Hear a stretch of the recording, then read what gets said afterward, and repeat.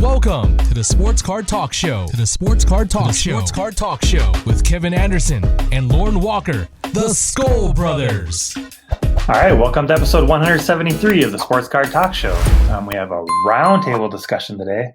A little bit different than what we usually do, but I'm excited to do this. We've got Haas from Haas Cards joining us. We have John from the Sports Card Nation podcast joining us, and we have Ziggy from ZiggyNo's joining us, and we're going to be discussing the two new grading companies, HGA, which is hybrid grading approach, and CSG,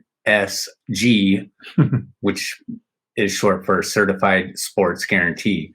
And I'm just really excited to hear these guys' opinions on them and discuss what we think is in the future for these companies. Yeah, and of course, we'll have to mention the others too. But definitely. Really, it's just talk about our thoughts on them and also what it would take for some of us to grade with them. Yeah. I think it might be easier for some of us to jump into it, and not so easy for others. There's always that curiosity. So right. Well, we got a lot of dialing up to do. Should we? Let's do it. Ring-a-ling, ding dong. All right, we got everybody dialed up. Start right there. Introduce yourself, and we'll make our way around, and we'll jump into this grading topic. What's going on, guys? House of Cards here, ripping baseball, basketball, and football here on YouTube. You can also find me on Instagram, same name. Do PSA grades. Primarily, I have graded with Beckett in the past. But thanks for having me on, guys. Interested to talk here. Great topic. Hey, everybody. John Newman, Sports Card Nation podcast, Hobby Quick Hits. There's a few other ones. I'll save those. Hobby Quick Hits on Mondays, Sports Card Nation on Fridays. That's our longer interview show. As far as grading, first off, Kevin and Lauren, thanks for inviting me on.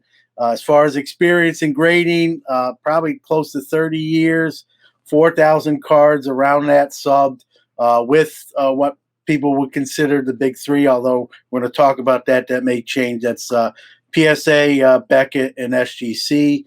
And happy to be part of the panel. Thanks for having me. Woo! Thank you, guys. ZiggyNo's here from Sports Cards Daily, mainly on YouTube, but also on Instagram, Facebook, and Twitter, and a little TikTok too. Really great to be here with everybody. Great to see House of Cards, John, and back to Skull Brothers, who were the first guys who had me live on a YouTube channel almost a year ago. So thanks, guys. Thanks for coming on. Thanks, guys. Yeah. So we had a nice little discussion before we got started, and man, I always say we should record those, but we'll jump right in here. So I guess the one that's taking submissions now is the hybrid grading approach, and just kind of want to touch on, what you guys think of that, and we'll just jump right into it. I don't know, John, if you want to jump in and talk about what you've seen on it so far, and we'll just kind of go around the table here. Yeah, I like, a lot of it. The slabs are different in the sense, guys, they're color coding them to the card itself and the team colors. And if you've seen the slabs, and if you haven't, go check them out. I got to say, the slabs are sharp. And if I'm PSA or any of these other companies, I'm like, man, why didn't we really think of that? But again, it's easy to do certain things when you don't have as many subs as a PSA. So Sure. On one hand, we'll give them credit for that. But again, they're not dealing with the overwhelming amount at this point. Yeah, but the slabs are great. They're claiming that they're the only fully automated grading company. They're limiting subs to get their turnaround times on point. I will say this, they guarantee their turnaround time. So if they don't hit the turnaround times, you'll get your card graded still, and you're going to get it for free. It's almost like that pizza, 30 minutes or it's free, but it's in grading form. So, I mean, they're doing everything is being done sort of to break the mold.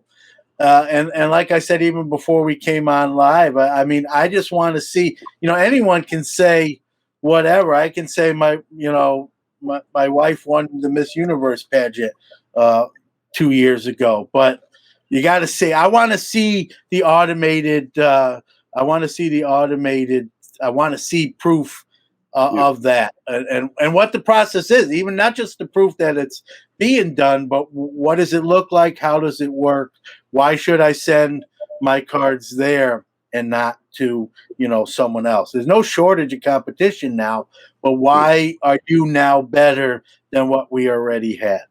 Right. Well, I think it's interesting. So I saw a few interviews. I've hit the website. I checked out their pricing.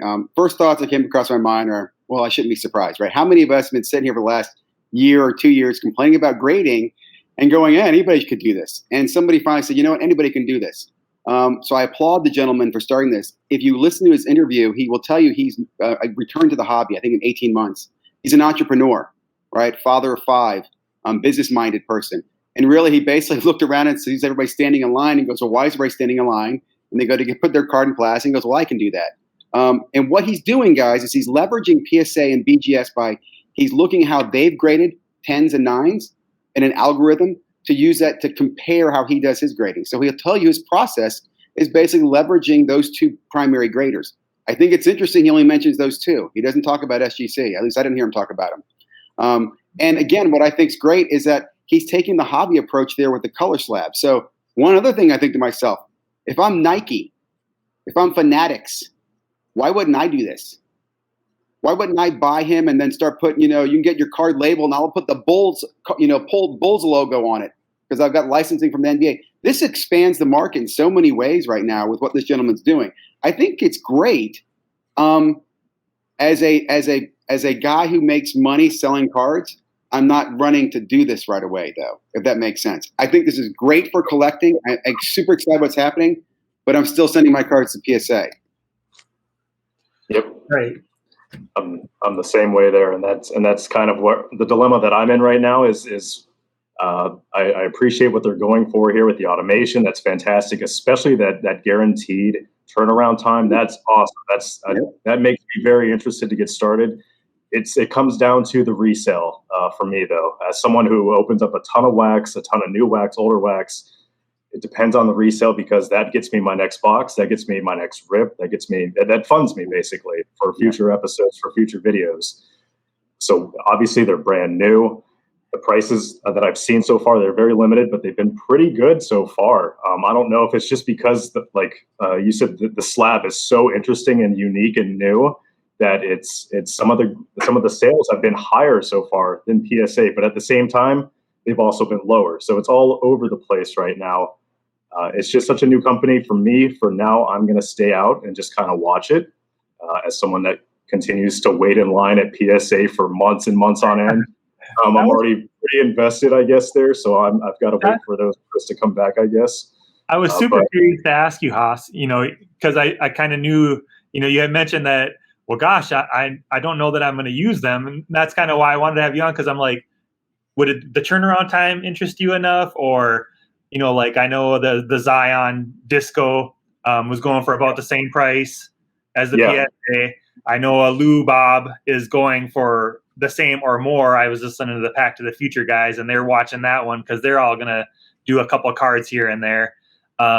So I know people that are watching it, they're like, okay, well, it's about the same. And if I can get those cards back in 10 days and churn them fast enough, I'm just curious if that would be enough for you. And that was pretty interesting to see because the Lou Bob, I was following that as well. I think it's actually higher now than what a PSA 10 is by like a pretty significant amount. It's at least $50 more than what I was seeing PSA 10s go for. And it's just a Lou Bob Series 2 base card. And I think it's a 9.5 with HGA. So that's pretty impressive to see that it's over that. But again, it's just there's like early. Two completed sales so far on eBay, I think, to date of HGA. Yeah. It's way too early. I'm not saying that. Yeah. And I hate to say this, guys. How do we know someone internally is not bidding the card? That was my next point. If I'm HGA, I'm going to be out there making sure HGA cards. I'm going to put $1 million sign and say, look, just buy up HGA cards at a high value. Right? And I'm sorry to say that it just, the other thing on the flipping, I know so many people, guys, who are doing the grading business at a science, right? They'll take a card and look at it. If it's $600 and they grade it and it comes back a 9, they make 1,000 or 2,000. They're going to do express. They're not going to take, I'll go HGA or even go SGC. They're not even thinking that. They're just thinking, well, I'll go PSA Express or I'll go PSA 20. You know what I'm saying? It's just levels of PSA to get that return. I think this is really excellent, like I said, back at the collector level. Because if I look at what they're doing with those slabs, let me see if I can start slabbing them again with logos or something that's personal to the collector, right? Where your whole set has, Vikings, it's Vikings purple and maybe the Vikings something else on there. That I think is awesome. And that I could see where my kids might come to me and say, hey, Dad, I want to get this graded for my PC. And I might go, hey, let's check out this HEA thing. That I think we should focus on. None of the companies are without warts. Why does it seem like PSA is made with Teflon, that their warts don't bother their prices at all? I don't know. I'll tell you what's the problem with the problem more into that is if you look at what happened with the Jordan, right? The PSA 10 Jordan is at what is it at now?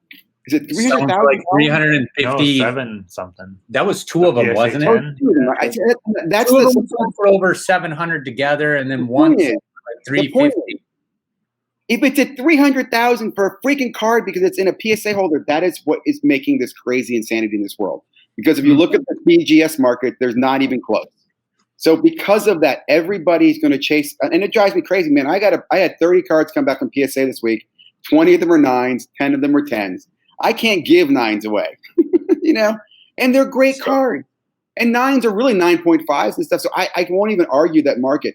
Again, I don't think the guy in HGA really even cares. He's giving you an option where, hey, I'm going to give you fast turnaround time, good customer service. I'm going to make this cool for you because it's going to have your color of your team. I think that's what he focused on. That's what worked. And he shouldn't even worry about resale, personally. Really, I think he shouldn't. Now, and I'll also say what too is going to happen.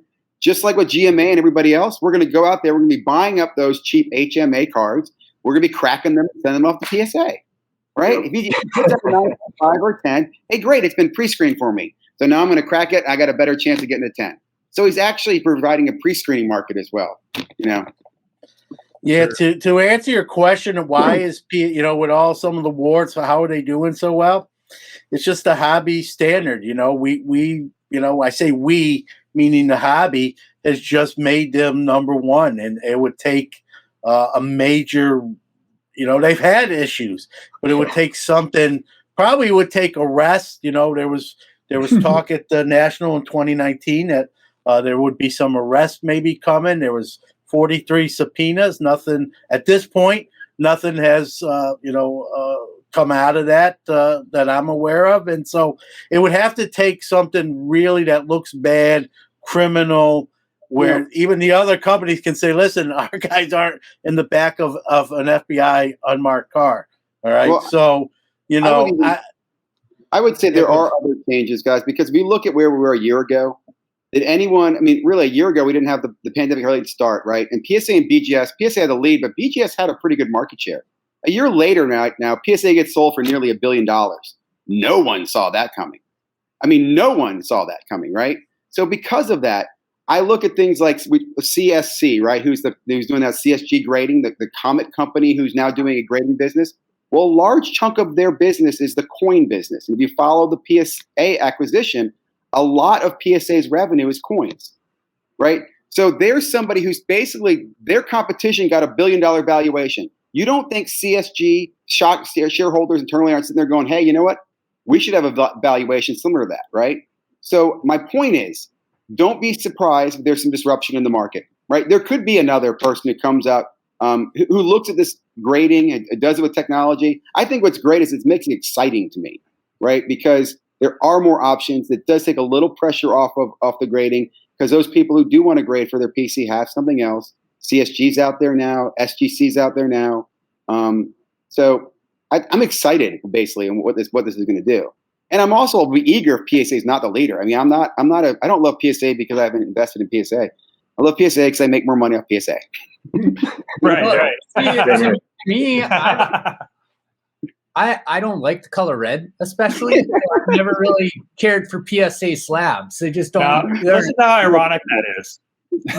Just look at the shirt he's wearing. This again is my kid's rock and roll band, or his old rock and roll band, the Conformist Party. So I just had to point it out, Lauren. And see, I think the collector aspect of it is very interesting too, because I don't know about you guys, but all my slabs are PSA for my PC right now. So it kind of makes me not want to try the newer brands, because that disrupts my flow that I have already. I already have a sea of red labels, and whether you like it or not, I don't want to disrupt that. So I don't know how many people out there are like that, or how many people I represent that just have the uniformity among their personal collection, and maybe they're already immediately turned off because they just don't want to try anything new. It's just that simple. Are you a registry guy? Do you use PSA registry? No, I do not. I know a lot of people that do. I'll definitely be looking into it in the future as I get more. Why isn't someone else introduced that? Why is PSA the only one that has a set registry? That's not very popular. It's very popular, especially with it's easier to do. It's easier to do, Ziggy. Like if HGA Hybrid wanted to do it now, when they don't have to, when they're kind of ahead of the curve, for like an SGC or even a Beckett to do it, it would be so much legwork. I'm not saying they can't do it. You're right, but they're so far into their history that it would just take so much manpower and logistics to do it that they're probably like it's almost like they acquiesce. PSA's got it right instead of saying, "Hey, we can do this too." SGC is doing it, but is it on the same plane as PSA? Probably not. And BGS would do more value at it, because think about this, guys. If in the whole registry world of PSA, you have 9s, 10s, and 8s. Great. In BGS, you have subgrades. So if you had a registry that had subgrades, man, you have point differentiation as well. So it's not like I've got a PGS set, I've got a BGS set. No, my BGS set is black label. It's got a 9. You know what I'm saying? You would have so much differentiation. I don't. And guys, I'm not thinking in secret here. Like, why is someone at BGS not sitting there with a light bulb going, I don't. There's no innovation going on there. I don't. That's great. Why? That's the $1 million question. Why haven't we changed our flips in 20 years? Right. The one area I tell you they do very well, and I listen to Beckett Live, and I like listening to Steve Grad, the guy who does the authentication business. Yeah.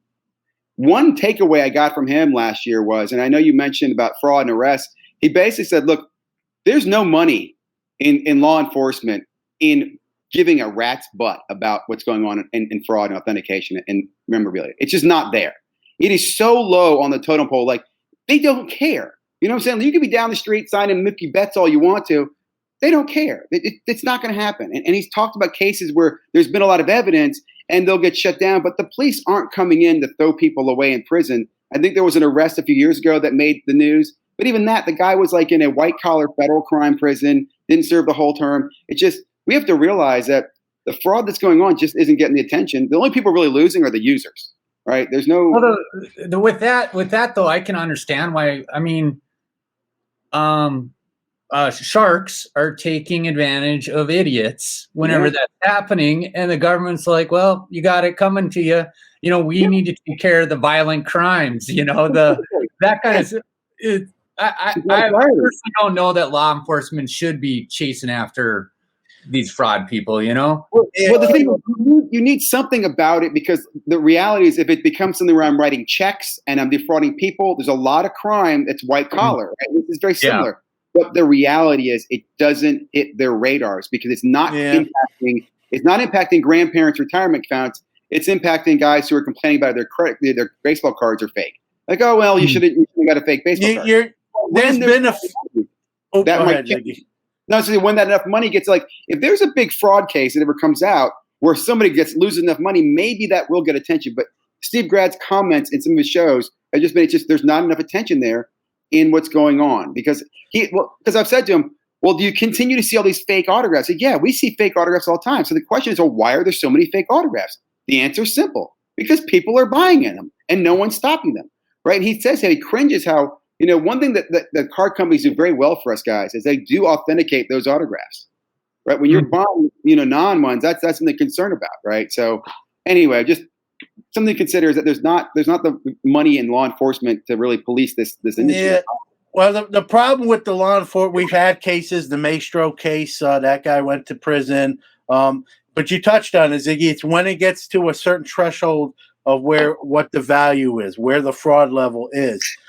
These FBI has a budget, and so they're saying, "Hey, why am I going to spend $400,000 in manpower and money, and this person's going to get 2 years probation and a fine of $50,000?" But what we're seeing now with some of these cards bringing the numbers they're doing, millions of dollars, that's a game changer. And the FBI has their finger on that pulse. If there's fraud, again, with these autographs that are the non coming from, Topps or Panini or Upper Deck, probably not going to get too involved in that. But with the trimming and the fake slabs, if you're getting into millions of dollars on that level, the FBI is probably going to be, what they do, I don't know. That's for them to decide. But they're definitely going to look into it. And what's going to pull them in my opinion, John, is the money laundering. Because look, I can't get on a plane with $10,000 in cash, but I can get on a plane with a Jordan PSA 9, go anywhere I want to in the country. No one's going to ask me anything about it. And when I land, I can liquidate that card in any state, any place I want for cash. Think about that. So when they get that, right? One word of advice, Zig, please keep that on your carry-on bag. not in the check bag, because you may not see the card again. You can walk through your check-in with a slab. They can open the slabs and look at. You can have $1 million in slabs, and they're going to go, "What do you got? Your baseball card collection? Yeah, just my baseball card collection, sir. Thank you." And walk right by. No one's going to care. Years ago, not anymore, man. Cards in 2020 have made like the regular financial news. Like I think people, they can't ask you to declare the value. Again, you can traffic cards like candy. If I had a brief, it would be handcuffed to my wrist. Yeah. I agree with John. With the boom that's going on in the hobby right now, you just got to figure it's a matter of time before more people get involved. And the spotlight on the hobby as a whole is just brighter than ever. So there's going to be more ramifications going forward.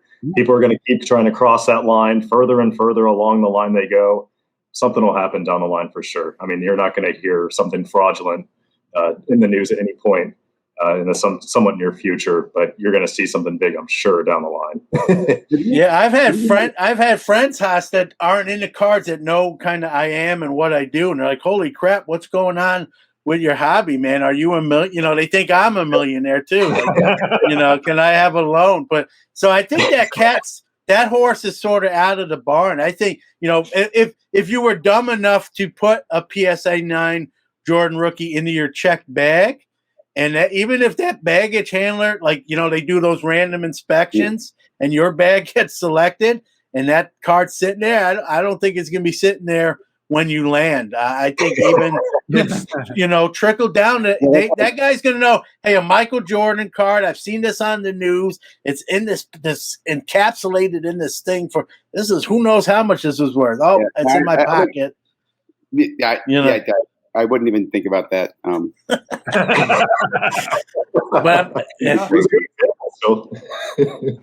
too funny. So really, we're kind of just going all over, which is totally fine. Can I ask a quick question? You were just talking about your friends who are back in the hobby. I've had a few friends of mine ask me about sports cards, and I'll be honest, when they've asked me about it, I've been very cautious to them. Right? I don't sit there and tell them, "Hey, man, you got $10,000. I'll show you to make 20." I honestly have been kind of, things have been kind of crazy. Here's what I've been doing, but I'm very cautious about it. And I've even had one friend. In fact, I was talking to my a friend of mine from high school. He used to collect with me, and I was telling him what's going on, and he doesn't believe it. He's like, "That doesn't make sense. That seems stupid to me. Why would they be worth this much money? How can they get So, do you ever have a conversation with somebody who knows nothing about sports cards, and what do they think about this? Because let's be honest, grading. The reason grading is where it is today is because of the money. I mean, it really increases the value more than anything else. Like we said, what I've taught my kids, for example, is patience. You can open a blaster box, grade one card that you might get out of that, and make 10 times your money if you hit a good card. And a good card today is relative now. right? A good card isn't even like a numbered card. A good card just means it's shiny and he's a rookie. So it's the grading that just brought so much multiplier value to this hobby. Yeah, and I think we've all probably been here, right? We've had friends who show us their albums from the 90s. Yeah. Hey, take a look at this. Am I rich, right? And 9 times out of 10, you have to be the bearer of bad news, right? The junk wax era, and unfortunately, this card's $10. That one might be 20, but overall, you don't have much here. You can't quit your job. You got to go to work on Monday. And so, going back to the grading, going back to the hybrid, I know you wanted to the problem is, we say, well, why is PSA regarded so highly? Well, they're a publicly traded company. They have multiple buildings. They're been around a long time. What Tyler hit and hybrid's up against is, hey, the perception, hey, this guy started a company in his garage, right? And he's, that's a tall order to get by. Can he do it? Steve Jobs started Apple in the garage. So it's not, but it's that perception right now that how are you going to go in with, this company that has 3 buildings and nice, mirrored windows and is you can go on Wall Street and buy stock in them, and you're in your garage with some piece of machinery and saying it's automated. So he's I think the first thing he's got to do, and I don't know if he's going to listen to this, I'm going to have him on the show and I'll say it to him then, is he's got to show the technology he's using. I get it. Maybe you don't want to, it's like the KFC recipe, right? You don't want it to get, but if that's where you're hanging your hat on is, hey, I'm fully automated and they're not, and all you're doing is saying it. To me, I'm only speaking for myself here, but I got a feeling I'm speaking for a few others. To me, you got to show what you do. You got to show it. Anyone can say whatever until we see how this works and what's it entailed. I'm not fully buying it, if you will. Yeah, I'd also piggyback on that too, and say welcome back, Ziggy. I'd say the consistency of the turnaround too, and also their pricing. And then also their resale value. So those 3 things as well, I would need to see over a pretty extended period of time. I need to see that they continue to rival PSA in the resale value. I need to see that they're keeping by their word with the turnaround time. What is it, 20 days guaranteed or 30 or whatever it is you decide, the 45-day value. I need to see that they're making that every month. And then also saw that their prices, honestly, are a little bit higher right now than just about everything across the board for PSA just to submit. It's like $5, $10, whatever the case may be. It's higher right now. So with that higher value already, I need to see that what's in it for me is the turnaround time consistent over time, and is the resale value consistent over time, and up there with PSA. That's what would help me a lot with this company. In addition to seeing the technology as well, I'm really looking forward to seeing that. Haas, I got a question for you because you're a consumer mostly. Do you slab PC cards yourself? Absolutely. So would you send a few of your PC cards to them, not caring about the resale value on them because they're going into your own personal box? And that's probably where I would start with them, would be with the PC. But again, up until this point, I've been diehard with PSA. All my PC slabs right now are red label. So I'd be disrupting a flow. I don't know how many people that represents. Again, I'm sure there are a lot of people that dabble with SGC. I know John does with everyone, right? But for me, I'm just a one-trick pony right now with grading. But I do really like the look of that slab. I like that it's customizable. I've heard you can change the color you want. I think it looked great. So my Cleveland cards would look fantastic with some red up top, with not just the red PSA. Some of the waves I've seen are pretty cool, and the splatter. So that'd probably be where I would start with them, honestly. But at the same time, I kind of want to, I usually send my PC cards along with the cards that I resell, because it makes a larger group order for me, makes it more affordable. It wouldn't make a whole lot of sense to send, a Frankie Lindor base card out of Allen and Ginter that's worth $20 tops for $25 to get graded because I like the slab. I've got to get it for a decent value. I've got to get it covered. That's just kind of what I do. Sure. I know that you had just brought up the pricing. I guess I'll just say that I kind of like the couple things that I saw with the pricing. Like, this is the price. I don't care what the ending value is. This is going to be the price of what it is to top cost to grade. I like that they limit the amount that they take in, but that just means that, great, you're going to get it in 10 days, but am I ever going to get my submission in? Because I looked this morning and it's already full.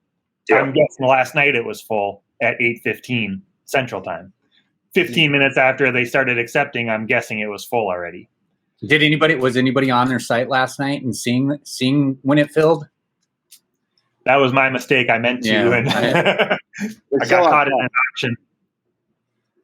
But I'm guessing it's filling really fast. I mean, that's going to be the hang up because now you have to wait till next Friday. So you added a week to your 10 days because you didn't get in time, or you're adding a week to whatever. Now the wait time isn't waiting for your cards to come back. It's waiting to try to get your cards submitted. Right. Here's the cool thing about what this guy's built, though, right? If this technology that he has, if this algorithm that he has, it's easy to franchise. Right. So then he can become McDonald's and sell a franchise to people who they can accept 1,000 submissions. Right.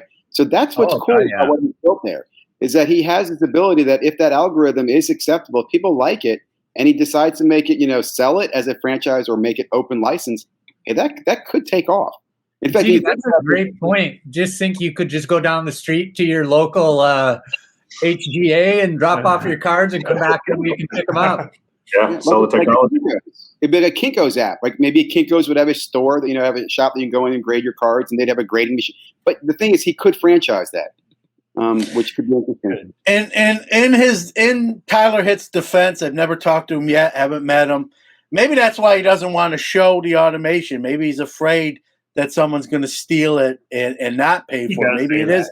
Yeah. Maybe it is his plan too, like Ziggy said, to franchise this, to sell this technology to the big companies. And I don't know, but I guess I keep going back to it. Like you can't say you're automated. You've got to show it for me to buy it, right? And so I think whenever a new grading company comes out, what do people tend to do, right? And they dip their toe in the water. I'm going to send these 5 or 10 cards. They're not my top tier of my inventory. They're sort of middle tier. Yes, I kind of want them graded, but I'm going to try this new company out, see what it's like, how long it takes, what these cards will sell on the secondary market. So maybe there's a little bit of that going on as people just kind of testing the waters, dipping their toe in the pool. It'll be interesting to see, especially if he doesn't show the automation and continues to not really let people look a little bit behind the curtain. It'll be interesting, like Ziggy said earlier, just seeing how this all progresses. It's exciting. Let's see in 3 months, 6 months, a year, where all this is at, and then hybrid. Maybe they've sold, like Ziggy said. Maybe the whole plan was to get their foot in the door, get some buzz going, and then get a few $1,000,000 or whatever that number is from PSA or Beckett.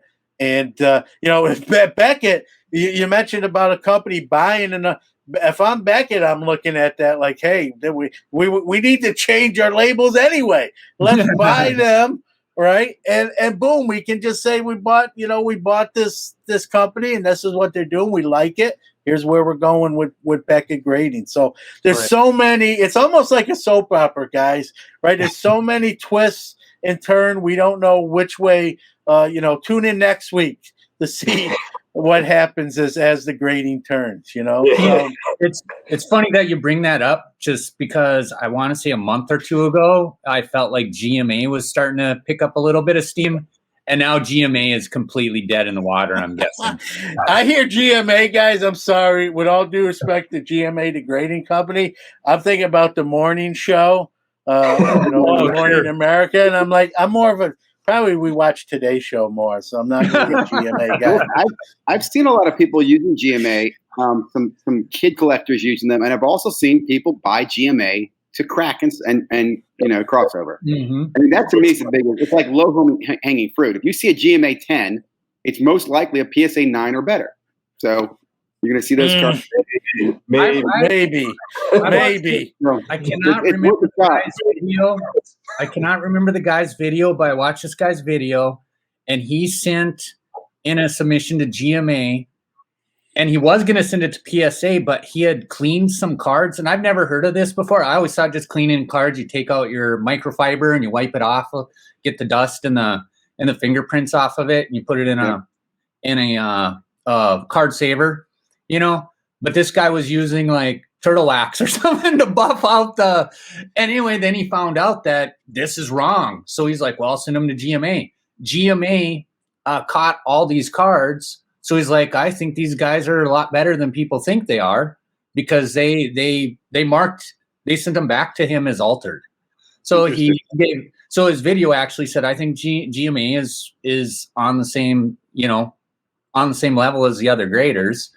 And it made me think maybe I should give GMA, started looking at the prices. But me and Kevin, him and Ha about everything that was something I thought about for a few days. And then something else took my brain. I'm not a GMA expert, but I believe they charge only $3.50 a card. It's a lot more now. If I'm wrong. Around 8 to 10 now. They've gone up. I've seen some people using them. Yeah. They raised their prices earlier late last year in 2020, I heard. So they've been doing great business too. I mean, they're all, hey, what's this? When the tide rises, all ships go up or whatever. All the grading ships are making money, man. Yeah. Right. There's been nobody not making money in the sports card industry except for the buyers. Yeah. Right. But if you're selling the people that think about doing stuff. Yeah. And not ever doing any of it. We were talking about people that we talk to outside the sports card world, and they're like, really? Well, Kevin had me stop at Target on my way home yesterday, because now you can walk into Target, you go to the center, the service desk, and you tell them you're there for sports cards. The girl she calls up this guy, he comes out there and he goes, "What's your phone number?" Your name and phone number. He puts it in, he texts me and it says, I'm in line for sports cards, and I will get a text if the stalker shows up. Well, the stalker never showed up yesterday, but I think Kevin ran up there today, right? Yeah, I'll share the message with you guys. Yeah. Have you guys seen that by any chance? No. Yeah. Oh, Ziggy, he's right here. No, I think I'm just going audio. My video is getting too bad, so I'm staying audio. Okay. I'll send it to you guys on Instagram. But yeah, it says you're in line for trading cards at Duluth. When it's your turn, you'll be notified, and then you have X amount of time to get there. And it's basically a merry-go-round. You just go around the line. If you get there in time, are you guaranteed something? Yeah. You get in line, and you pretty much just go in a circle. You go down the card aisle. You get to take 2 boxes, and then you just make the loop around the checkout register, and you just keep doing it until the cards are gone. Mm-hmm. But you have no idea what's in stock. They don't tell you. They might, for all you know, it's going to be all Pokemon. You just got it. The cards are here. You got to go look. But this is better than showing up at the store and not. Oh, yeah. Yeah, it is. It's great. I applaud that. That's awesome. I'm talking to my guy. He's like, "Are you serious?" And I'm like, I keep on talking to him about sports cards, and he listens to me. And I'm like, "I've been telling you, man, sports cards are crazy right now. This stuff I tell you isn't." He goes, "What are you doing here?" He goes, "Why?" Because I always tell him that I could list I told him I could probably list 100 cards this week on eBay and sell them all for $20 plus. I've got lots of cards that I could sell for that price. That's a $2,000 in a week. Yeah. And he's like, "What are you doing here?" It's like, I don't want to, getting into selling is a whole nother monster, and I'm just not. I'll give Lauren this. He was an eBay power seller at one time, so I know that he knows. But I'm like, but you'll go spend 14 hours at your job versus spending, streamline your system and just wake up in the morning. It's easy to hard part of the hobby. It's something people don't talk about enough. Everybody thinks it's all about getting cards and they go up in value, but selling is challenging. I actually just sold a Deshaun Watson yesterday, Silver Prism, which is selling for $1,200. Sold it for $900 in a Facebook group and got friends and family. Was very happy because I made money. The person buying it made money. And that's what I use Facebook for, right? Where I can sell a card without having to go through eBay. I'm not worried about any, returns. This guy gets a great deal. I get a great deal.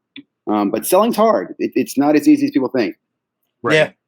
Oh, Shameless plug, guys. I just did a show on Hobby Quick Hits called Going Full Time in the Hobby. And I had a store for 5 years in the 90s, and I get asked all the time, ever want to do that again, John? And my answer is usually no. It's, it's a lot of pressure. I like selling my stuff, and I do sell stuff pretty much every day. But I also like having that guarantee going to work Monday to Friday.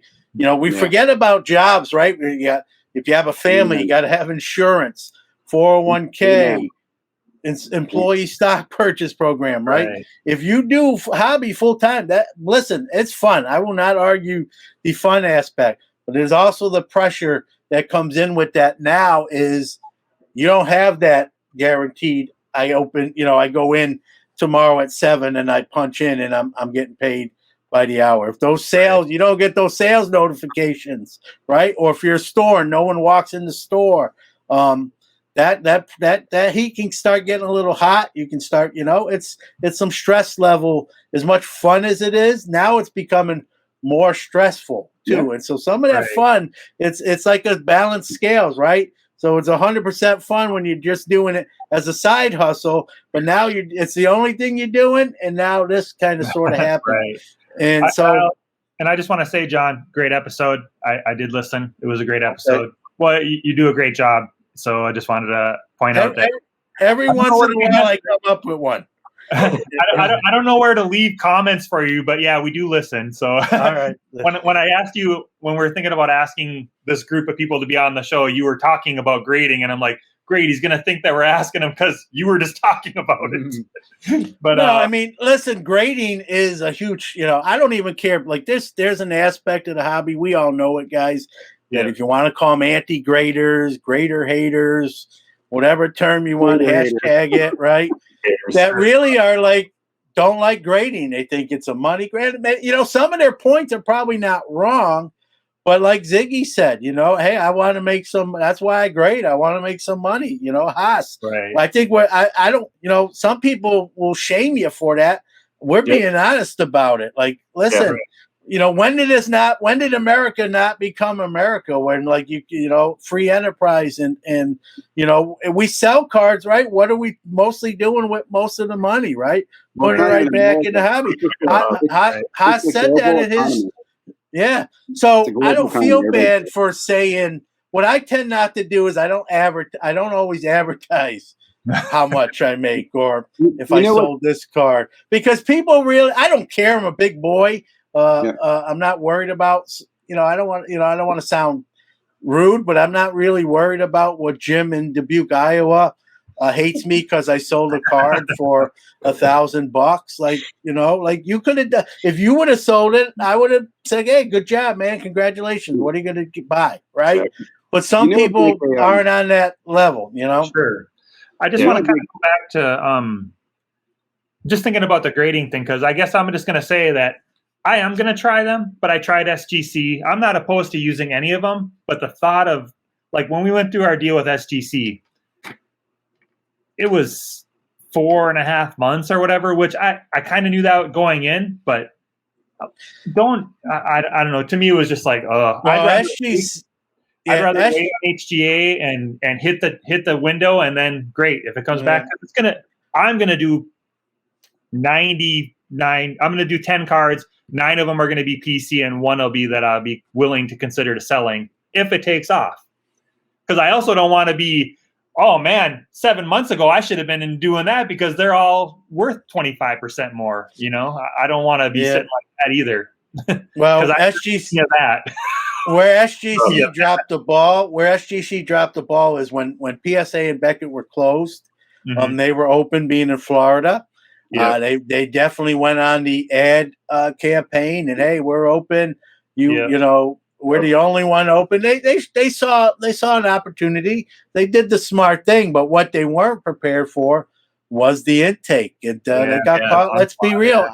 I've talked to Peter Steinberg off the record. They got caught well, it's a good thing. I mean, it's a good thing business-wise. You got all these cards and money coming in, but they couldn't get them back out the door in the same efficiency they were before PSA and Beckett closed. They So had had absolutely no idea the avalanche that was. Yeah, that's a great word. They were caught in the avalanche, and what one thing they could hang their hat on before.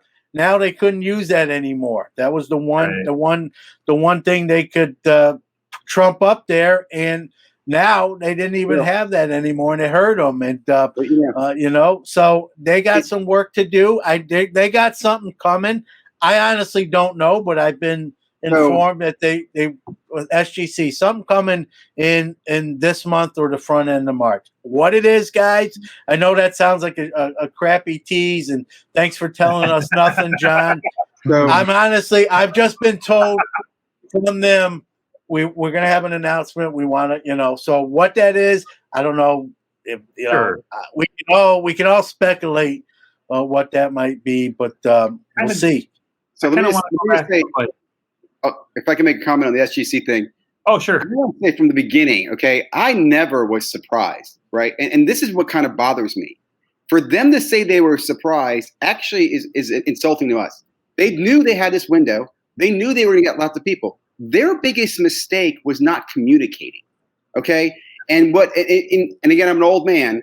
I look at the young man who came out in his video and was all about how great I am. He was very passionate and sent me your cards, but he didn't communicate afterwards. He almost seemed like he wasn't able to step up and say, hey, we dropped the ball and here's what we're going to do. That is where they messed up because there was no secret about them going to get flooded, right? They were cheaper. They made these promises. So again, if I'm looking at hindsight, what they need to do, honestly, they need to focus on what they do well. And they do well. They do vintage well, right? What they should have done back in the summer is said, give me all your 90s junk wax era. Let me grade that. That's what we do very well. Because we all were chasing after the Jordan era. We all would have sent it to them. And they would have focused on that, which they do very well. That's hindsight, right? But I'm just saying, if you look at what they're doing next, I think they should focus on what they do well, not try to go out there and boil the ocean again, because they've lost the confidence without the communication. Yeah. Well, I don't want to defend them. They knew they were, like you said, Ziggy, no excuses. They knew they were going to get more cards. They were not prepared for the. I think they told me a 700% increase in intake, and that's 7 times what they're normally were normally getting. So now they got caught with their pants down. Let's be real.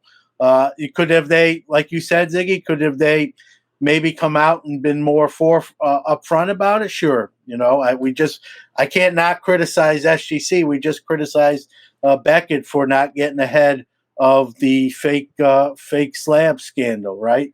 So yeah, they could have been more. Hey, yeah, sorry. And then they did something else. They raised their prices in the middle of that kind of quietly, and so they've all listen. I don't know. Let's be real. I don't know who's in all of these their public relations department, but they leave a lot to be desired in that department. If I'm any of those companies, I'm like, we got to change how we handle stuff, because sometimes we put our own foot in our mouth and shoot ourselves in the foot, and so they got to clean that up.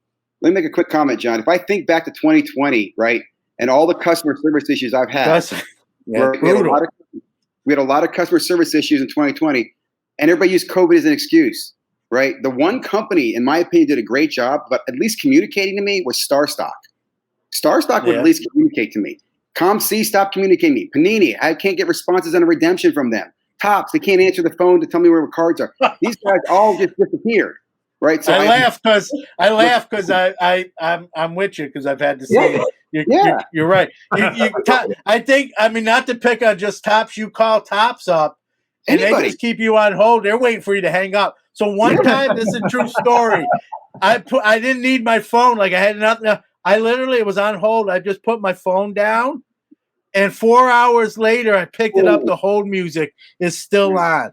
Like, that is insane.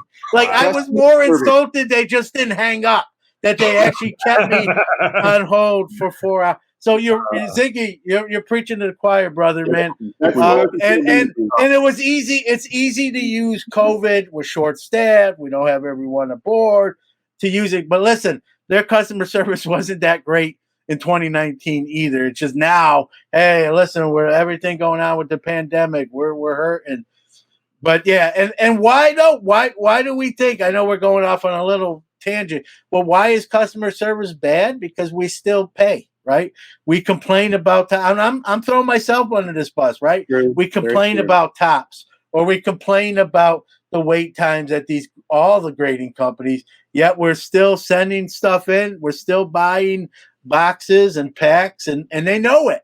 They know it. When will customer service get better? When they feel it in their bank accounts, and right now the only thing they're feeling in their bank accounts is a bulge, right? It's getting bigger. So that's when companies take notice, is when they feel it in their wallet and their purse strings. And so we want better service. We really have to band together. I don't think this can happen, but for it to ever happen, we all have to say, everybody stop sending the PSA. Stop. And if it was, that's a pipe dream. It's a pipe. Right. But let's hypothetically say that happens. You better believe PSA is going to do some stuff. Oh, for sure. But I got a question too. We were talking about the AI and if they could prove that, that's how they use it and how it works. I'm looking forward to that, because I've watched so many reveals and Haas. I think you may have made this comment. I hope it was you, and I hope I'm not misspeaking, because I've watched so many. But people have said, I caught the grader on a good day. Yep, for sure. Said that. And I'm like, well, and I make a joke about, oh, I'm glad you caught. I'm like, why? Well, what's the point of sending it in if you're like, oh, I caught the grader on a good day? And I know part of it is a joke. I mean, I'm hoping you're joking. Oh, absolutely. But I'm like, I want to take that out. And like, do you think that the new grading companies that are using the subgrades, is that going to hurt them? Because I've seen people comment, well, show me a 10 to HGA. And I'm like, well, they shouldn't be that common that you just, here's a 10, here's a 10, here's a 10, here's a 10, here's a 10. It doesn't make the card special to me anymore that it's a 10. Personally. How many Luca silver or just Luca Prism base are there out there right now? 10,000? Something like that? Over 10,000. It's up there. But you know what I'm saying? Like, I watch people say that, and I'm not calling you out, because I've seen other people do it too, and neither here nor there. But I'm just curious if it's going to be uniform, it's going to be the same every time. And sure, they used an average of both them guys. Okay, but as long as it's going to be the same every time, and I'm not saying, oh, I caught the grader on a good day, I kind of like that aspect of it, personally. Yeah, but like John was saying, they have the human element still involved, correct? In the QC department, after they're doing the analysis, they have someone looking over it, or multiple people looking over it, right? So I'm interested to see the technology for sure. Just maybe purely out of curiosity. I'm not trying to push you into doing it. I'm just throwing it out the topic, because I've seen so many people say, I caught him on a good day, and I'm like, well, isn't it supposed to be kind of The thing is, though, they aren't subjective because it's human, right? So exactly, you want to think that's a joke. Like, here's my question that I'm always wondering. People will tell me that PSA has quotas. I think that's BS. I don't believe that, right? But some will tell me, oh, they can only do so many 10s per day. If that's true, if a guy's sitting there every day and he comes in the morning, he just had a great morning with his wife, obviously in a better mood than in the afternoon. You know what I'm saying? That does bother me.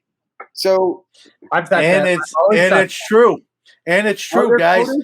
Are there quotas? I don't know about the quotas, but I will tell you, someone's attitude can affect the grade. The five of us in this room, I think we've all, if we were honest, right, we've all went to work. Maybe we didn't get that much sleep overnight, right? We're kind of dragging, right? It's affected the quality of our work. I'm not saying we're Absolutely. we're bad employees. We had a bad day. Something happened. Maybe we're like Ziggy. I talked about this on my show. You know, two graders, right? One has a nice evening with his wife. They go to dinner, yada, yada, yada. Wakes up in the morning. He's on cloud 9.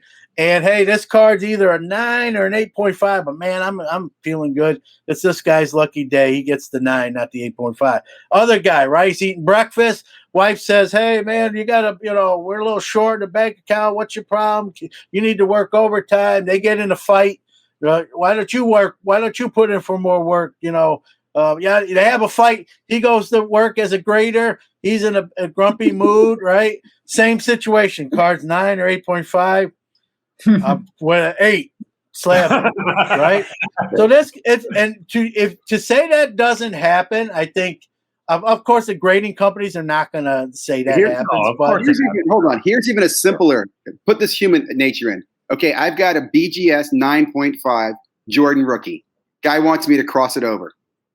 Think about that. I know crossing it over to a 10 makes this a freaking $300,000 card when the BGS 9.5 is what? Maybe, I don't even know what it is. But right there, I'm basically being asked to turn gold into platinum. Think about that. In what other world and industry does a human being do that? And I think that's why you're going to see, like, somebody can track how many new PSA 10 Jordans are there. Because if they're going for $300,000 a piece, think of how many 9.5s people are now going to want to cross over. And that's bigger human impact than anything else. Like I said, you're turning gold into platinum by changing the freaking label on the card. And here's another human element. You're a grader making $18 an hour, and you're looking at a card that could be $1 million card. You think you're a little bit envious, or like, man. I'm like 8.5 this bitch. Seriously, tell me they don't think like that. They're human. They're human. I'm not even like so much criticizing them as just saying, how do you not that thought not cross your mind? You know what I mean? So, my argument for I'm not a big automation guy in grading, but where I do like the automation is what the examples we just talked about, where someone uses something going on in their own life kind of comes out in their work life. And if automation can kind of take that out of the equation, then I'm for it. But at the same time, I'm going to sound like I'm a politician here. I don't want 40 graders getting their pink slip on Friday either. And I think so. I don't want that human element completely taken out. And, these machines, we talked about this already, can glitch. They can fail. They can malfunction. And so there needs to be a foolproof. But I don't think you should run into a black label 10 that's clearly off center either. Yeah, that's horrible. I mean, our PSA 10, how did that get a PSA 10? Back when I had cable a few years back, this is something, the grading, the subjectivity of the guy looking at my card, like putting, God knows how much the difference in hundreds of dollars, if not thousands of dollars on a grade by some other guy's eyeballs. Him telling you, John, when you came on our show, you said when someone first came in and showed you a graded card, you're like, what are you paying him $10 for? I'll tell you how much it is for $10 or what the grade is. Yeah, that's true. I was anti-grading. When many years ago. I thought it was I thought, man, you're paying, money to this company. You're sending your card and I don't got your card. They're going to tell you what condition it is. They're going to ship it back. You're paying. I thought it was going away. I'm like, I remember my buddy's name was Ron. I'm like, Ron, you're foolish. That's going to be a passing fad, and here we are in 2021. 4,000 slabs later. 4,000 slabs later, and I'll admit.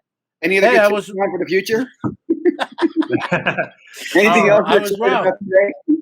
I will say that I watched somebody they're in the process of doing their HGA reveal, and the 10 days was really shipping back to them within 5, but he read off the comment and it said, it's been through our grading process and had a second look. So it isn't just. No, they do have, he did. Tyler Hitt, the owner of HGA, did say while they use automation, it is looked over by human eyes before. I just wanted to make sure to point that out that, I don't think that it should be all automated, but I think that a centered card is a centered card, whether it's 60-40, 50, 51-49, whatever it is. It is what it, I don't know. I like that angle of it, and we're going to submit to all of them eventually. Like we did SGC, it was a kind of a bad taste in our mouth, just the weight, and we do a lot of stuff for the show, like I'm sure all of you guys do. But yeah, we'll submit to all of these eventually. Like, and I have a LeBron and an SGC. It's a 9.5. I'm like, I want to post on social, crack and cross because PSA 10 LeBron is way more than the SGC LeBron, rookie. Yep, crack and cross. And, yeah. So what I was getting to was several years ago. I want to say 4 or 5 years ago. I still had cable, so every once in a while I come across Card Sharks or Shark Tank, Okay. and I'd be like, man, I would love to go on this show and tell and get Mark Cuban to invest in my idea of having AI. Into the card grading company, and this guy owns a basketball team. Maybe he would like it, and then you'd be like, "Well, I don't know how to develop a program for it and stuff. I need a program." But I mean, years ago, I questioned the validity of some other guy's eyeballs looking at a card and determining the value of a card. And when you're telling me it's a $18 an hour worker, which we all could go to PSA or BGS or SGC and how long does it take to train in somebody to look at cards and slap a grade on it? How trained are these? Couple months. One of the reasons, again, SGC is kind of caught with their pants down is their training processes are pretty long. They have what's called an apprenticeship program. So just even when you're trained, you sort of work alongside with someone until like 4 or 5 months, and then you're given your own, kind of you're deputized and you have your own desk or whatever they work at, and then you start grading on your own. And I asked Peter Steinberg about that. Have you thought about maybe kind of fast tracking that and have more graders quicker? And he's like, no, John, I get where your question comes from, but then we'll hurt the integrity of the grading process. And love them or hate them, and they've kind of been their own worst enemy. I believe they're probably the most accurate graders. I think when you get an SGC 10, it's a 10, and when you get a 9, it's a 9. And some people might not like that. I guess if you just want the Oprah method of grading, you get a 10, you get a 10, you get a 10. You're not going to like that. I'm a little more. I've done this a long time. Maybe it's the old man on the porch. When I get a 10, I want it to be a 10. And that's why I look at it with magnification. And I put, I don't have they're behind me. I won't get up, but I wear these glasses with the flip down, the light, and I look at them. And I do my inspection's twofold. I do first just a naked eye. If I have 100 cards, I look at them a naked eye. Maybe now there's 65 left, 35 didn't make the naked eye cut. And then I go to the magnification with the 65. And maybe when I'm all said and done, 40 cards go in for grading out of that original 100 after both of those. Everyone has a different system. That's just how I do it. When I first started grading, I was dumb. I've said this on the show. I just was like giving it the once over and, a little ding corner. They won't see that. Like you're giving yourself, like you were going to grade your own cards. They're like, they don't care whose card it is. And so I remember I was heavy Beckett back then, and I was getting 8s and 8.5s, and I'm like, what's the matter? And so I've learned, like, hey, you're not grading your own cards. These people are going to use magnification. Why wouldn't you use magnification to pre-screen your own cards? Because it's sure as heck what they're going to do. Why wouldn't you utilize the same features to eliminate something that you're going to pay 10, 15, 20, potentially more, depending on what level service you're going in on? To not do that is simple, is kind of dumb. And I'm sure I think most people do look their cards over now. I don't want to speak for Haas, but I'm sure he does. Ziggy as well. Everybody does. But I bet you there's people out there that just kind of give it the gloss with the naked eye, and then when they get that 8.5 or even worse, they're like, "What happened? What's the matter?" And so, and instead of like looking inwardly and saying that's my bad, and this grading company sucks. It's just the easy way to point blame. And I think that goes back to the newer collectors we were talking about earlier. What do you tell people that aren't into the hobby about what's currently going on in the hobby? And a lot of the questions I get are about grading. And I think a lot of people newer to the hobby just assume still to this day, if you open a pack, they're coming out PSA 10s. They're already 10s straight out of a pack. People still believe that. You're right. I'm laughing because you're right, and you hit it right on the head. And so what I tell people when they ask me, and they're like, "Oh, well, what do you look at?" And it's so complex. I mean, you could talk about what it is you're looking at for grading for hours on end, and that's kind of what we've done here a little bit. But the bottom line thing I tell people is, do you notice anything? Do you notice anything about the corners, the edges? Do you notice anything? Cool. Don't send it if you think it's a 10 then. Like that's my honest answer to them is, do you notice anything? Because you can't hide it. Whoever it is that's grading it will see something. Yeah, so, and that's a great point you made about people who are back in the hobby expecting all to be 10s. But somebody made a great point to me, said, so why in 40 years are they still making cards that they can't center? And think about that.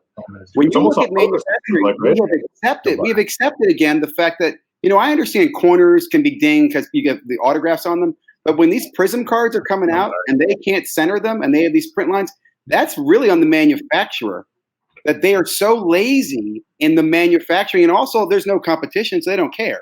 And unfortunately, that you have to explain that to somebody who's buying. Look, the reality is you're buying something that the manufacturer's not making a 10 product. And it's one of the only products in the world where it's like if I made beef and half the beef is spoiled, that's okay. That's just the way I make my beef. That's that stuff goes into Hormel chili. That's preserved. You're not wasting anything. You get away with that where you can make an inferior product. In fact, my favorite product that I loathe is Encased, where they actually make a product where they've graded them and they take the grades and then they sell them to you. And you get these silver labeled 8s and 8.5s.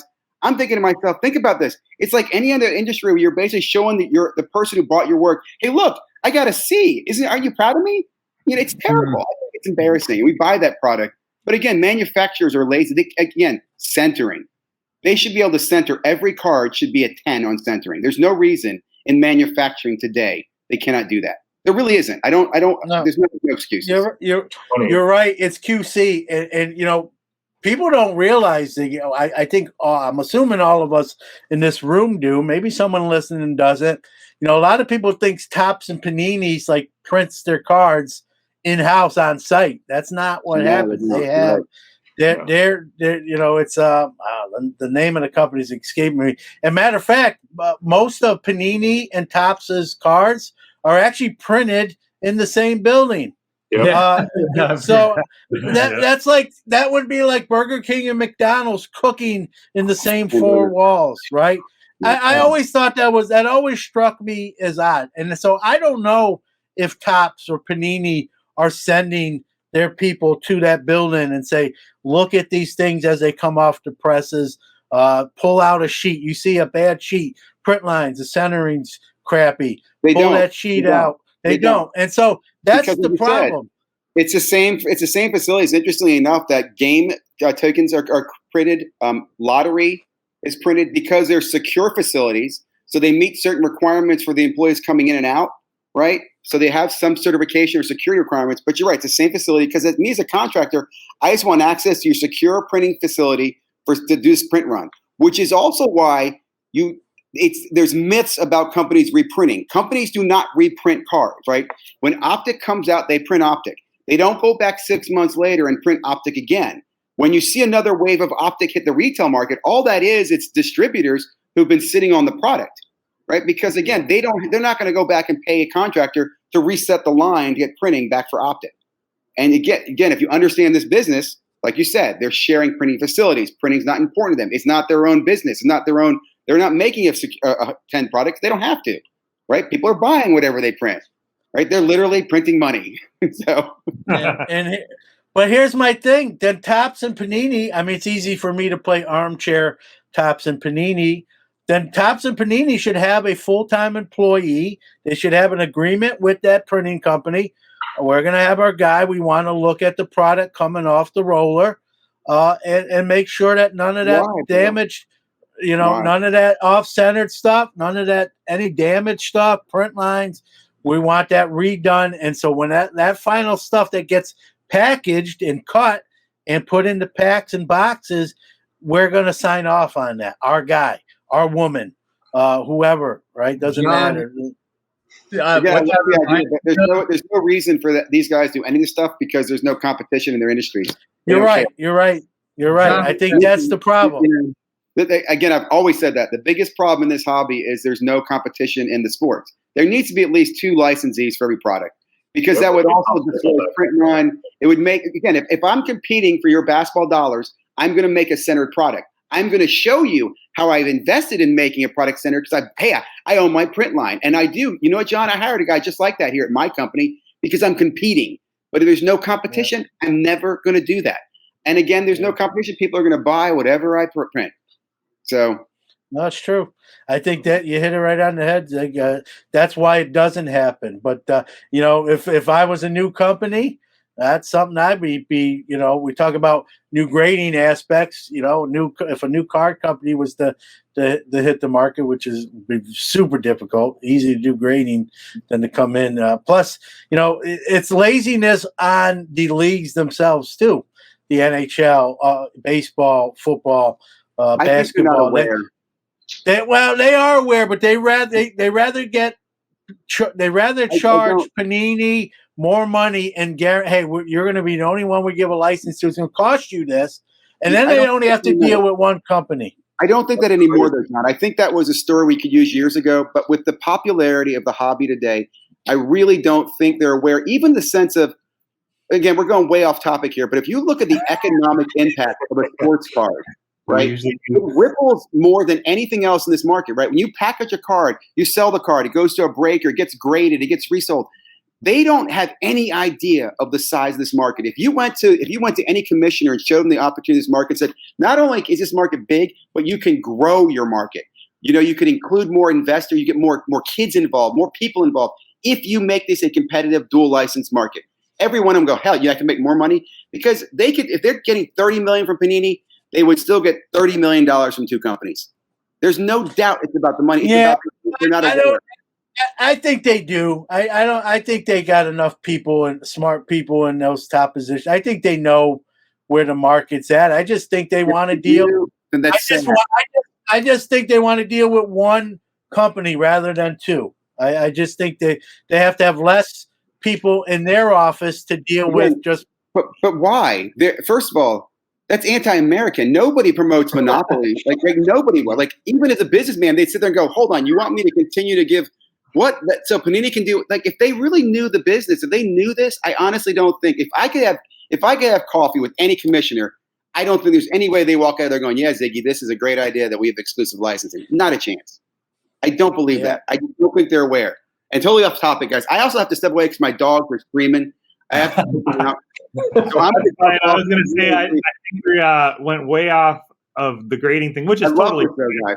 We tend to do that anyways, and we kind of know that's going to happen, and it's a lot of fun. Since Ziggy's not here no more, I blame Ziggy. So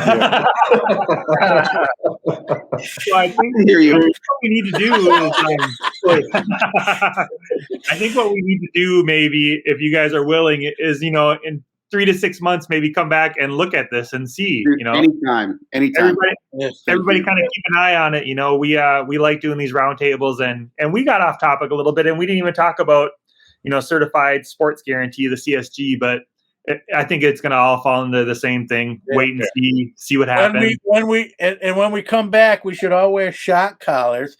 And then when one of us goes off a tangent, you can just buzz it there. And okay, back. John will have a heart attack. You're going to kill John with that. I probably will. Probably not. My own idea is probably going to be my demise. So Right. When you guys started talking about quality control, I wanted to start talking about The Office and Creed Bratton and how these companies do have a quality control guy. It's just Creed Bratton, and he didn't go to the paper company that day. You had one job, Creed. Yeah, and they do, but that's the thing. They do have a quality. Like if you look up the staff, they have a QC person. Well, where are they? If it's being printed in a whole different facility, that's where they should be. What are they doing? Right. Going around looking at stuff that's already in boxes. Hey, this box is shrink wrapped. Is fine. You're like, well, what is the QC guy in house doing when the printing process is taking place, 100 miles away or more? Like, to me, again, Ziggy was right. They don't do it because they don't have to do it, but they should be someone in sight. So let's agree that we'll get together. We'll try and be a little more focused on speaking, which totally fine. I'm going to write on my passport. I will not go off topic. Right. Yeah. Everybody has to start writing it down. Yep. Why don't you guys hang on for 1 second? We want to thank you guys for coming on, and thank you for everybody ruining the show. Thank you for ruining our original show.